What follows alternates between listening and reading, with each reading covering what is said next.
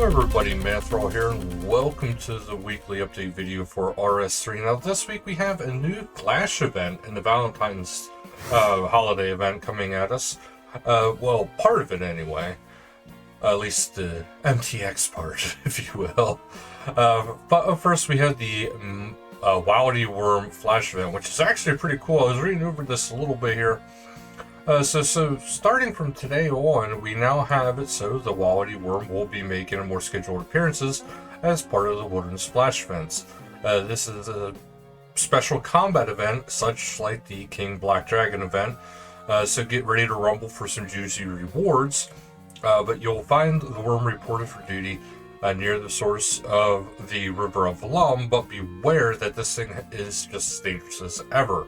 So with any luck and the help of some other friendly adventurers, you'll come out on top.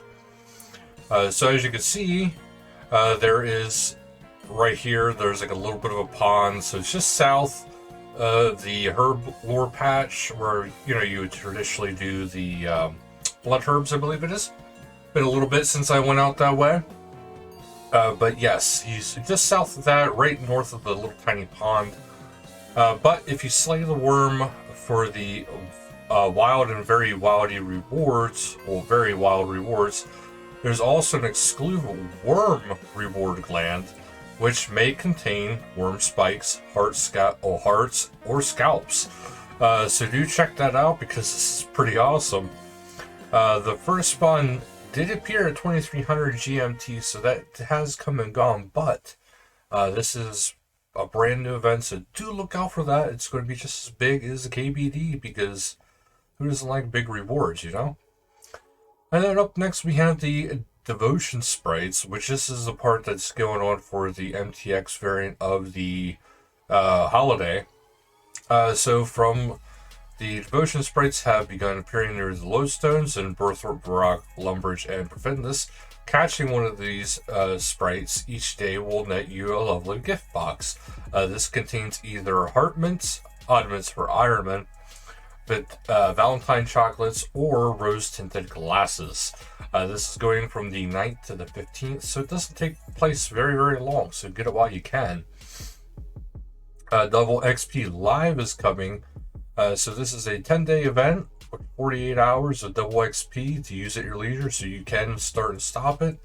Nick the Trader will be coming back, and double XP Live returns Friday, February 16th, and it goes until Monday, February 26th. The start and end time is 1200 p.m. game time, so 12 p.m. game time. Do check that out. Treasure Hunter calendar.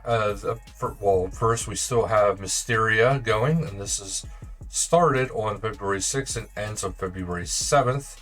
So we got a little bit left for that, but then it's starting on February 8th and ending February 14th. You got Gifts from the Heart, which has previous things, but then also has new. They've introduced a brand new Cherry Blossom themed offhands and Wand and Orb and fan variants. So there is different things to check out there, but there is also a brand new Rosy Pet, and there's the Rose Petals with the new Rose Petal Aura Override. There's also the two other pets you could add to your collection with the Lovebird and Lovebug. So this is all available as well using Heart Mints until February 21st. But as you can see, here's the little puppers. That is available with that. And then we head into the patch notes. So the community hit list, there's a large gap in music major achievements.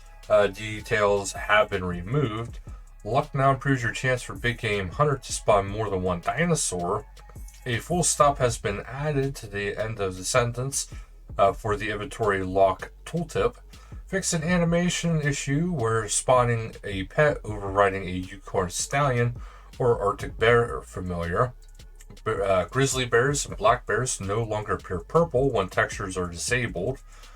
Added steel armor and Unicorn Stallion familiar to distinguish it from the Pearl pet. Game Jam. A new warning screen has been added when interacting with the chest of souls inside your player and dungeon. 3 spots from Compass Elite Clues maps have been moved to ground level to prevent spinning compass needle. Spirit attraction points duration have been adjusted from 6 minutes to 15 minutes. Players can now start sinkholes with 2 to 5 players. The water feed familiar now have deposit arch materials to the material storage or the bank as intended. When starting the Tears of Guthix minigame, if you have items and level required to cast the Enlightenment ability, but have yet to cast it, June will ask whether you still want to continue. In general, we have switching from Miso to the Taboo Pet override will no longer retain the incorrect texture. The skulls will no longer cause issues with the Dawn fight and the Death of Chivalry quest. Players can freely use the skulls to kill skeletons without any issue. Necromancy is now correctly displayed after using the Stat Spy spell. Added daily challenges streaks to the quick chat. The perk out achievement now counts as active tier 1 perks that have been permanently unlocked by completing breeding logs at Manor Farm. The Plague Jacket can now be equipped from the bank or saved and loaded from a preset. A Lesser Smash has been added to the attack skill guide. Boulder pet settings no longer reset unintentionally. A player that activated Nostra's major defense reset should now have sufficient reputation to complete the upper Darkmire section of the Branches of Darkmire quest. Fix an issue where the workshop's roof was floating during the Battle for 4 and 3. Players are now limited to purchasing 3 membership passcodes with bonds per week. Naming the overrides received during the Contagion Treasure Hunter promo should now be more consistent with the names displayed in the Treasure Hunter interfaces. Fix an issue in the chat, that message that pops up when using the portable Fletcher to create bows and crossbows. Correct multiple instances of the Wizards and Dark Wizard towers being referred to as wizards. Fix a typo in the Treasure Hunter tutorial pop-up. The typo is fixed in the dialogue when Saren during the Extinction quest.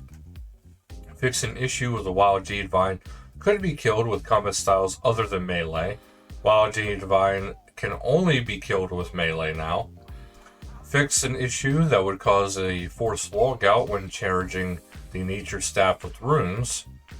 The chat message from the Divine Forged Phoenix is now cut off when obtaining more than 4 gifts.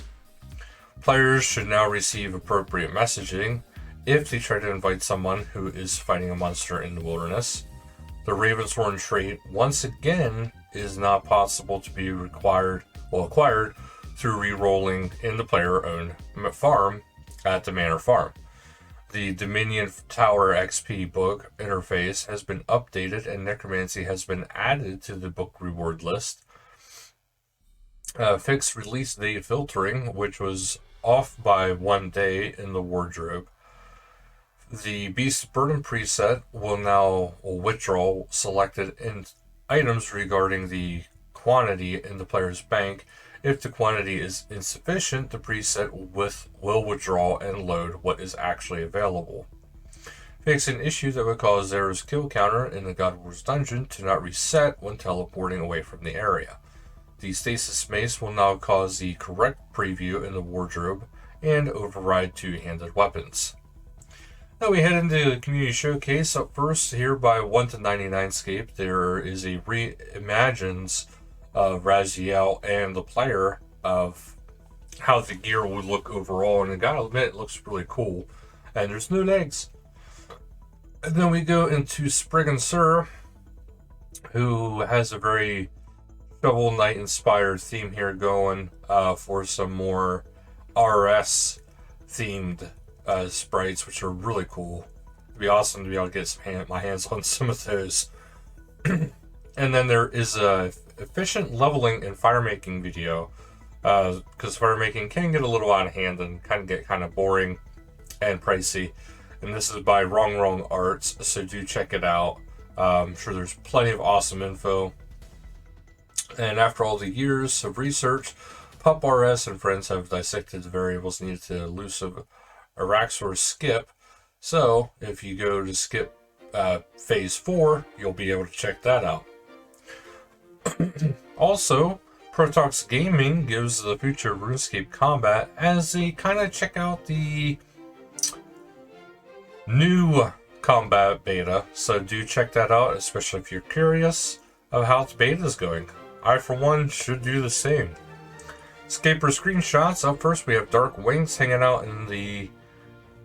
I'll let you guess where this is, but it is a beautiful quest area, and I would love to see more added down there eventually. And then CG333 is having a bit of a costume parade there for the 5.8 billion party.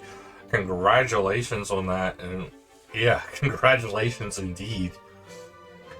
Then we have the Pink Skirts player events, which up first we have the Corporal Beast. So there was that one, and then that took place earlier today. We have Virago, which is hosted by Red Wigan and Ari.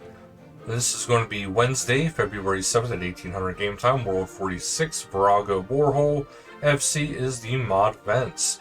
Town Square Q&A is hosted by Pippi Spot and the Boss Guild, Sunday, February 11th at 2000 game time. World 88, the Heart of Gielinor Vindicta Lobby. FC is the Boss Guild. And as far as Community Spotlight goes, we have Supportscape, and that has an official Discord of discord.gg/F4TGGH5RXM. And the XM is under, lowercase, so as well as a GG. But they will be hosting some events as well if you're looking for that. And first one is February 10th at 1900 UTC, which is a deep sea fish and chill World 116. So you can check that out. Level 68 fishing is required. But they are going to be playing some Gartic Phone. And then throughout February, Let's Talk series of relationships. So they're going to be talking about all kinds of relationships, both romantic and platonic. Each week they'll be focusing on different health level of relationships. So that is it for this week, guys. It is an interesting week indeed with a brand new Flash event. So something to look forward to with everything out there. But that will do it. So thank you guys so much for watching. And until next time, later, guys.